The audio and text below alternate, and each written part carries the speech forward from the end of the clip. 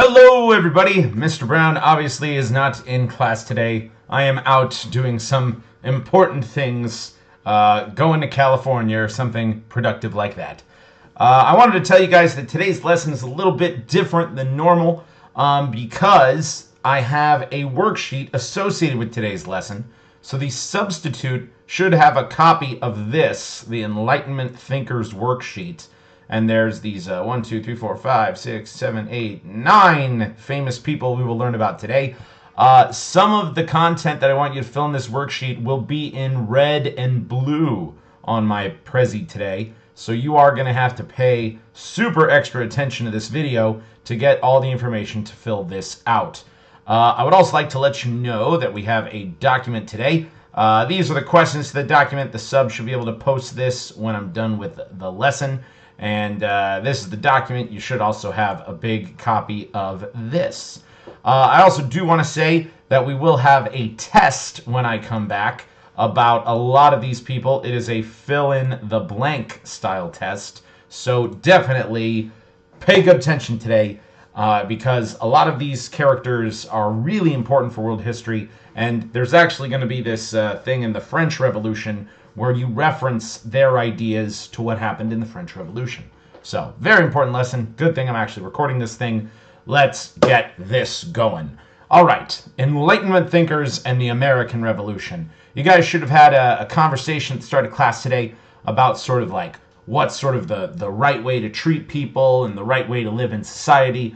Well, we're going to talk about some guys who had some pretty heavy ideas about how government should work and how people should interact with each other. So, let's go ahead and get this going. Boom, the Enlightenment, all these white dudes with high-heeled shoes and fancy wigs, and then, yep, these guys signing the Declaration of Independence to make my favorite country, the US of A. All right, so the last time you guys had a lesson from me, I told you about the absolute monarchs of Europe, these kings and queens who had just stupid money, spent it on whatever they wanted, totally mistreated their people, and basically they thought the whole world worked for them. And they were so focused on their wealth and their incredible power, they really didn't care that some of the kind of middle class and upper class people of Europe started to have these brand new ideas about how society should work and how people should get along.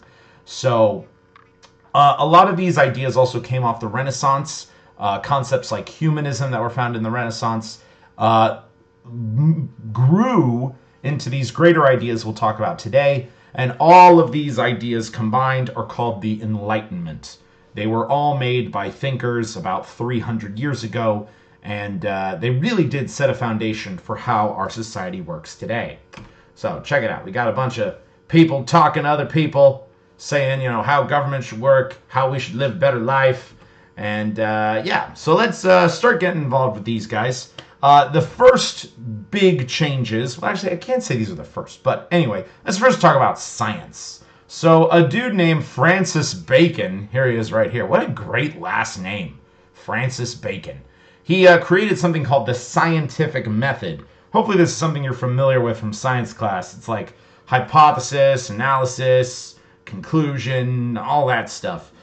He basically said we have to come up with a way to prove what is true and what isn't true. We shouldn't have a society based on superstition or opinion or just faith. There's got to be a way to understand this natural world to create kind of a natural order that everybody can agree with. And going off of Francis Bacon's idea was this dude, Isaac Newton. Super awesome guy. Really did so much for science. It's incredible. He created the theories of natural laws. And the biggest natural law, of course, is represented by this picture, gravity. Everything falls at, 9.8 meters per second. He figured that out. And it's a really important concept for physics, arguably the most important one. I think he actually created both physics and calculus. Super smart guy. Interesting fact about Isaac Newton, never had a girlfriend his whole life, never had sex. Not that he was gay or anything. I mean, people are like thinking he was just asexual. He just wasn't into it.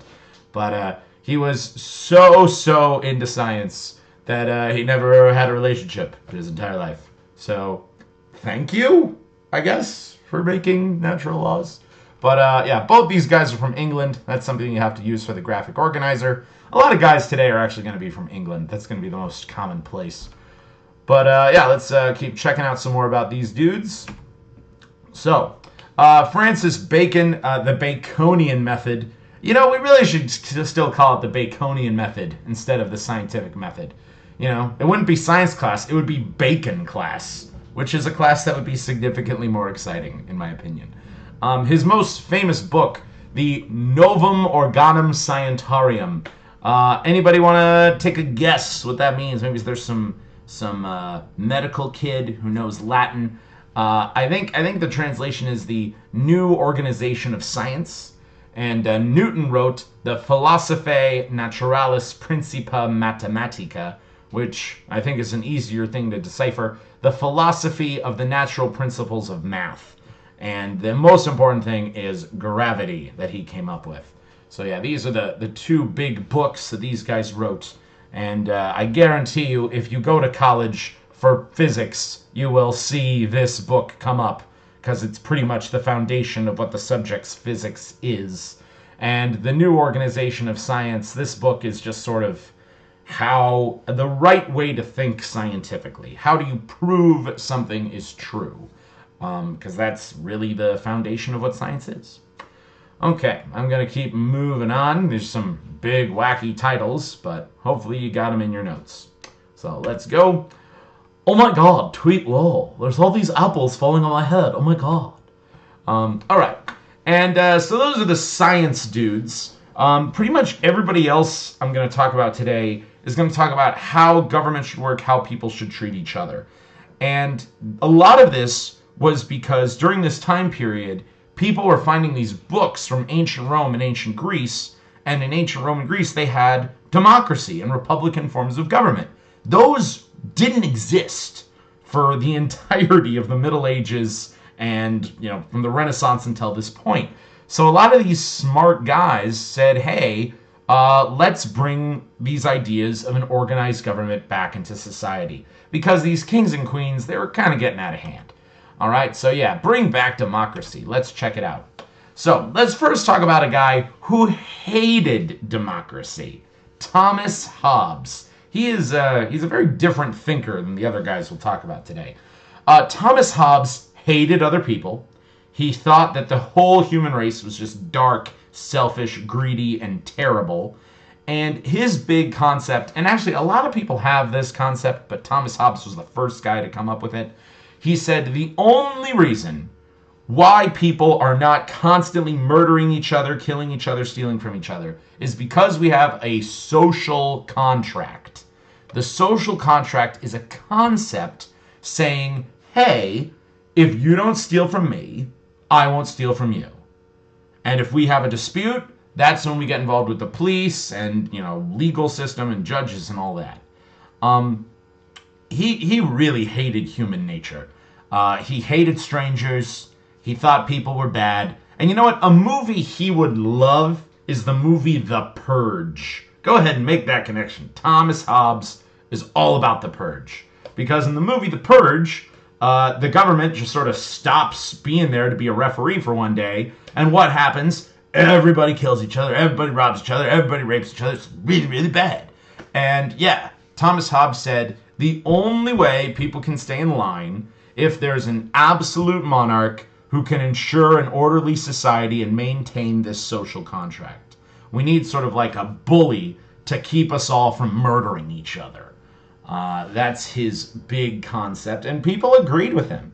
When people said, no, having, you know, a fancy king or queen like Louis XIV is a good idea, having one person in charge to make all our decisions, to sort of keep everybody too afraid to break the social contract, is a good idea. He wrote a book called The Leviathan. He's from England.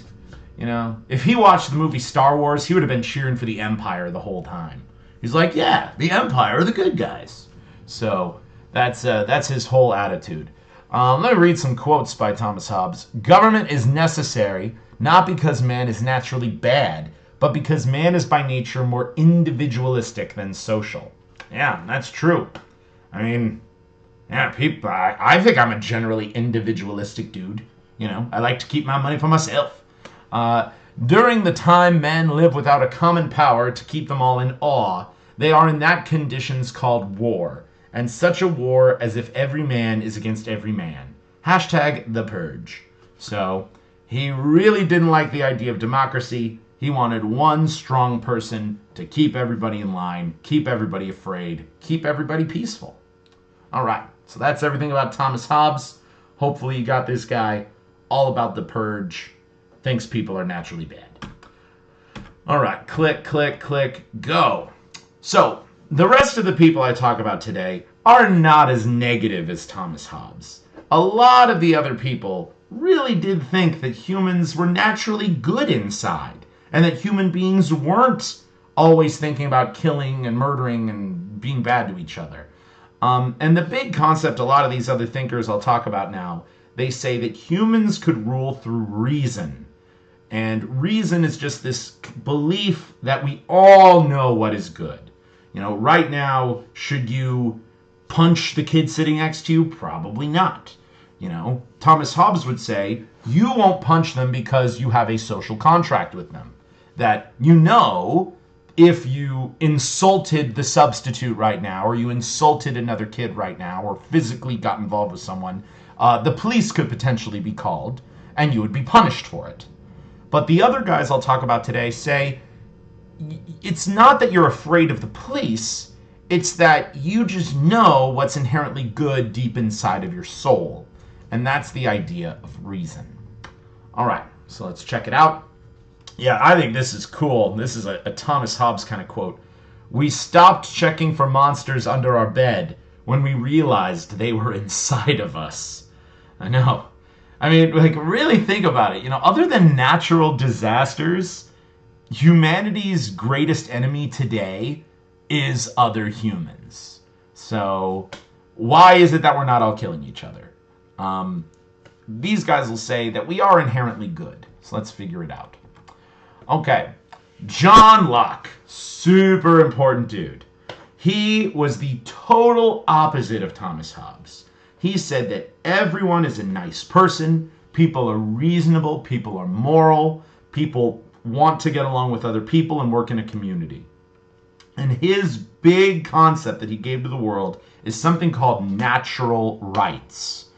And this is something that we obviously wrote about in the Declaration of Independence. And I currently, in 2018, there's this whole thing with this migrant caravan coming to the United States border from, I believe, Honduras. And the people from Honduras say, we have a natural right to seek asylum and to seek a peaceful place like the United States. People are going to disagree with that, but this is where, these ideas are even coming up today. And John Locke says the purpose of a government is to make sure that everyone's natural rights are preserved. What are those natural rights? Well, in the United States, we would define them as the right to live, the right to be able to speak your mind, the right to have whatever religion you want to have, and an important one is the right that your private property is protected. Somebody can't just come and steal your car. The police will get involved, and the government will help you preserve your rights, or if somebody violates your rights, the government will punish them. And another big concept that will come up in a big way the next time you have a lesson with me is, he said, if a government does not protect people's natural rights, the people have the right to overthrow their government. So here he is sort of like challenging some of these kings and queens of Europe, saying, yeah, you guys are in charge, and I guess it's cool that you're in charge if you keep these natural rights going. If you don't, the people are going to kill you. And his big book, The Two Treaties of Government, and he's also from England. I think everybody so far has been from England. We're gonna see some other people from around the world today too. All right, let's read some quotes from this guy. All mankind being all equal and independent, no one ought to harm another in his life, health, liberty, or possessions. Yeah, these are sort of the basic natural rights that a lot of humans agree with. And the only task of the government is protection of private property. Well, the private property, could you connect it to all this stuff? Is your life your private property? I would argue it is. Is your health your private property? I would argue it is. Your possessions? Yeah. Your liberty? Well, liberty is kind of a bigger concept, but, you know, your liberty to say what you want to say and go where you want to go, that's kind of like a connection to what you're allowed to do. So that's what he's saying. All right, let's keep going. Boom, boom, boom. Treaties government. All right, another dude who's important to know. This guy's not from England, finally. Baron de Montesquieu. And he really hated the kings and queens of Europe. He absolutely did not like Louis XIV, and he wrote a lot about it. And he said that having just one person totally, completely in charge of government, like those kings and queens were, is a really bad idea. Because if just one person has all the power, they can be corrupt. They can spend all the money on themselves, and they don't really have to consider the many diverse interests of the millions of people that exist in a country.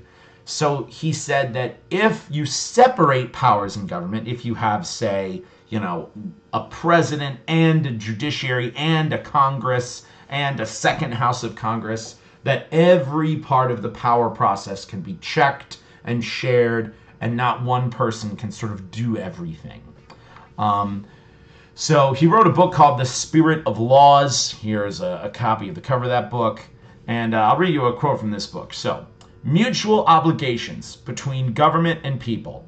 If government failed the people have the right to form a new government. And yeah, his big idea, the best kind of government is where lots of people are involved, lots of people share the power. So he would hate any kind of monarchy or dictatorship. If he was alive today, he would be speaking out against North Korea like all the freaking time. So anyway, gotta know Baron is from France. He's a cool dude. So let's keep it going. All right, Voltaire, another Frenchman.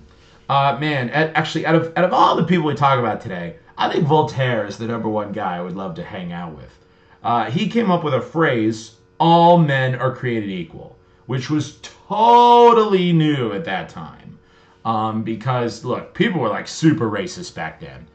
Slavery was still going on in his lifetime. And he said, no, like, black people are people, Asian people are people, Latino people are people.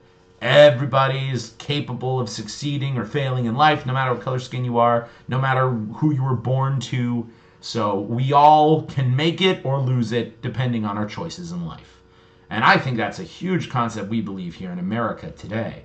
So Voltaire, his big thing was he was really a satirist. He was kind of a comedian who made fun of the world he lived in. And the big book that he wrote, sort of insulting the entire world of his time, was called Candide. That was the name of his book. I think they actually read this in AP Lit here at Rancho High School, so maybe you'll be able to check that out later. It's a really short book, and I'll give you a quick summary of it. It's about this poor Frenchman named Candide. Maybe he was from Germany, whatever. Poor guy named Candide falls in love with a girl named Cunegonde, and Cunegonde is like this rich, proper girl, and the whole book he's like struggling to like hook up with her and ask her out and stuff. But he goes through this series of misadventures. He joins the army at one point. He gets put in jail at another point. He gets forced to serve on a ship. He ends up in South America, finds El Dorado, finds like a bajillion things of gold. And in the end of the book, after all of his adventures, his ups and downs in life, he ultimately says, I just want to be a gardener because I can grow my own food and nobody can mess with it. So that's his big thing. And another thing, Voltaire, he really loved people of all religions. He really thought the slave trade was just disgusting. And I think a lot of his ideas ultimately have helped create the world we live in today. So give it up for Voltaire. All men are created equal. And yeah, well, I will say this. At his time, he did focus on just men. He really didn't say women were equal. That comes later in history, ladies. So, moving on. Candide right there. And then all of Candide's characters. They're interesting. Okay, and now let's talk about this dude. Olida Equiano. If you wonder, why did slavery stop? It is largely attributed to this man. Okay? So, let me, he's going to be the topic of our document today. He was born in Nigeria. When he was a young boy, he was wandering around with his sister, and they got kidnapped by other Africans. Those Africans took them to the, beach, sold them in a slave fort. But in a pretty wacky turn of events, the Africans who sold Olida Equiano to the white guys, this is like later in the slave trade, and these white guys were like really desperate for more slaves. So they actually put the captors in slavery as well.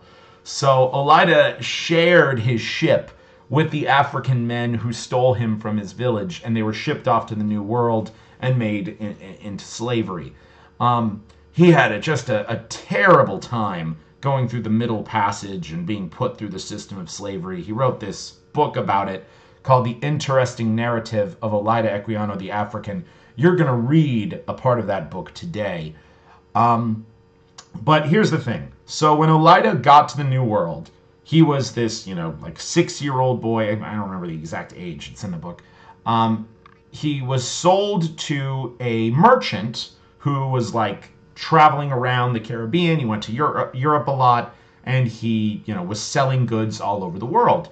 So Olida became kind of the assistant to this businessman, merchant, white guy, and because he was still at such a young age, he was able to pick up languages really easily. And his owner taught him how to write. Olida learned like 6 languages.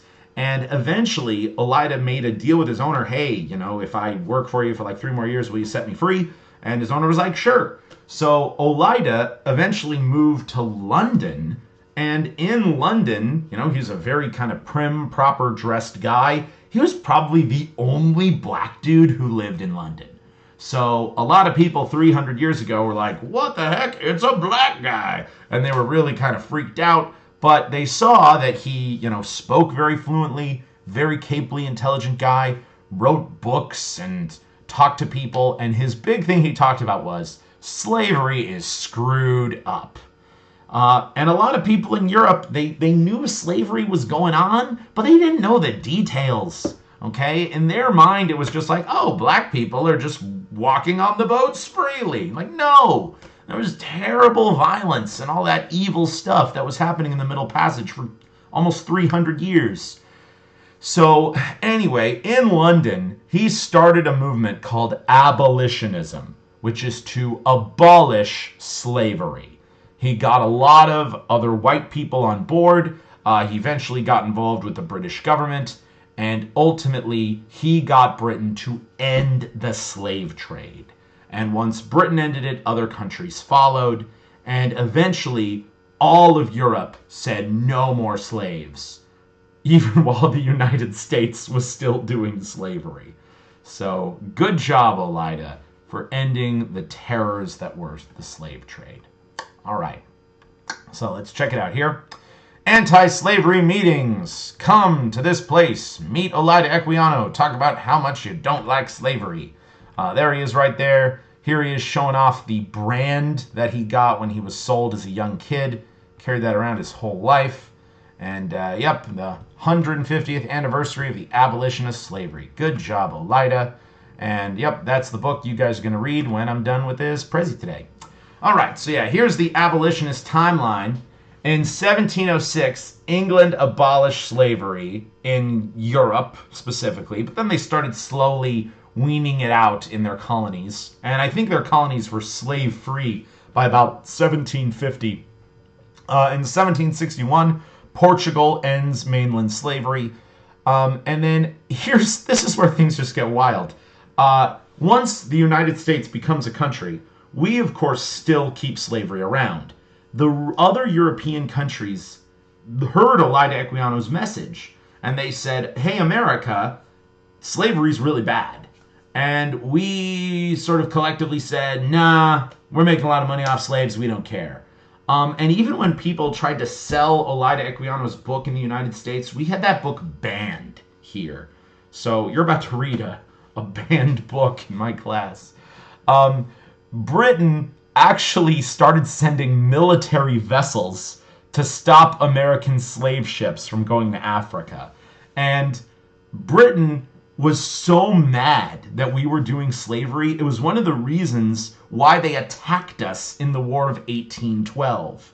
In the War of 1812, British soldiers burned down the White House. Okay? And even after that war, we still kept slavery going for another 50 years. Here we go. So in 1810, Mexico became a country, and Mexico ends slavery. 1830, England finally cut out all slavery from everywhere. Oh, I guess it was after 1750, but they were weaning it out over time. In 1836, Texas declares independence from Mexico and makes slavery legal again. So they reintroduce slavery. And finally, look, this is only like 140 years ago. USA, Cuba, and Brazil become the last countries to finally end slavery. So this is it was a long process to end this evil institution, but it's done, and it still has some lasting implications for the world today. Freedom, kids. That's what it's about. Okay, so let's talk about music. A lot of new kinds of musical entertainment evolved, such as ballets and opera. Some pretty important composers you should know. Johann Sebastian Bach, Ludwig van Beethoven, and Wolfgang Amadeus Mozart. Totally super intelligent, capable composers. Kind of the whole world of classical music really was done during this time period. If any of you guys are really into music, like, yeah, you're familiar with what these characters are about. Yeah, a lot of really cool ballets also came out this time, like the Nutcracker, Swan Lake. A lot of it sort of goes with these fancy composers. So yeah, let me go ahead and name these guys for you. This is Wolfgang Amadeus Mozart. What a badass name. Frickin' Wolfgang. Should bring that back. Right here is Ludwig van Beethoven, and then Johann Sebastian Bach. Yeah, Beethoven's from Germany, Mozart's from Austria, and Bach, oh man, he's definitely also from either Austria or Germany. I can't remember at this time. I really want to say Germany, but yeah, I should have had that in this Prezi. Alright, anyway, super smart dudes, really awesome at making music. So, yeah, definitely I'll be playing some of this music when you guys come in future days, for sure. Alright, moving on. So, yep, you got these famous composer guys right here. Boom, big old fancy opera houses doing the ballet stuff. Alright, let's talk a little about England now. The King of England gave up the majority of his power to something called the British Parliament. This was the first kind of halfway to democracy that the world had had since ancient times. And it was only with super wealthy people, only men, only old men. What I think is kind of wild is the English Parliament has sort of two houses. One house is elected. The other house, if your dad was in that house, you go in that house. So it's like mini monarchy. And that finally ended in 1997. So Britain really is brand new on some of this stuff. And if you really want to get involved in European history, there's a lot of really cool events that happened around this time period. The Return of the King, Oliver Cromwell, Magna Carta, the Glorious Revolution. I don't want to quite say the War of Roses. That was a little bit before this. But British history gets really interesting at this point. And a whole lot of this is they're starting to get more power from the king. And if you're familiar with how Britain works today, they still do have a king and queen, but they have no real political power. And it's the people are just starting to make the decisions away from the king, which I think is a very good idea. Okay, so British Parliament. Let's check it out. This is the room they sit in. It's a really small room, and they still sit there, I think, to this day. And then the Articles of Union, all these British people getting along. They got these two houses. And this is the British Parliament building in London. I have been there. And the name of this clock tower is Big Ben. It's kind of a symbol of London today. Okay. So, the issue, though, was Britain created this halfway democracy for rich guys who lived in Britain. Well, Britain had colonies all over the world. At this time, they weren't quite the United States. At this time, they were called the British Colonies of America. And the people who lived here were like, yo, can we send some representatives to be in Parliament too? And Britain laughed at us and told us to screw ourselves. So the founders of the United States of America decided that they wanted democracy so bad they were willing to fight for it. And you'll learn all about this next year in U.S. history. But the founders of the United States decided to fight back against the British royalty and British Parliament and this British control. And they said, we're going our own way. We're making our own country. It's America. And you'll learn all about the story of the revolution next year. But I want to mention some things that I just think are amazing. So the richest man in the United States was George Washington. And George Washington said, I want to commit all my money, everything I have, to making this country a thing.